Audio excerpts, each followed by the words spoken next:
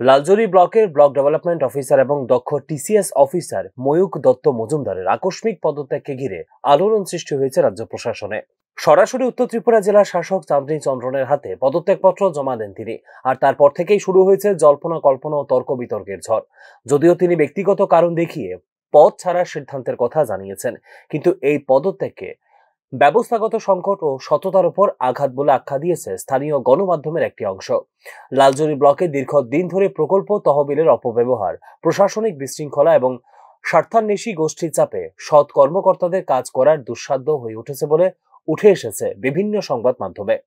এই পরিবেশে প্রতিদিন লড়াই করতে করতে ক্লান্ত হয়ে পড়েছিলেন ময়ূক দত্ত মজুমদার, এমন অভিযোগও উঠে এসেছে একাধিক প্রতিবেদনে। একাধিক অনিয়ম উন্মোচন করার চেষ্টা করেছিলেন ভিডিও ময়ূক দত্ত মজুমদার, কিন্তু ঊর্ধ্বতন মহল থেকে পাননি কার্যকরী সুরক্ষা বা সমর্থন বলেও উল্লেখ করা হয়েছে বিভিন্ন সংবাদ মাধ্যমের প্রতিবেদনে।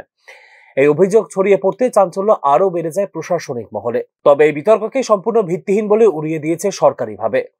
তার বাবা মা কলকাতায় থাকেন, বাবার শারীরিক অবস্থা খারাপ, তিনি অনেকদিন ধরে পদত্যাগের কথা ভাবছিলেন বলে জানানো হয়েছে সরকারিভাবে। তবুও বিপরীতমুখী দাবি ও পাল্টা বিবৃতির মধ্যে রাজ্যের রাজনৈতিক ও প্রশাসনিক অঙ্গনে ছড়িয়েছে চাঞ্চল্য। ত্রিপুরা প্রশাসনের ভেতরে কি তবে আরো গভীর অস্থিরতা লুকিয়ে আছে?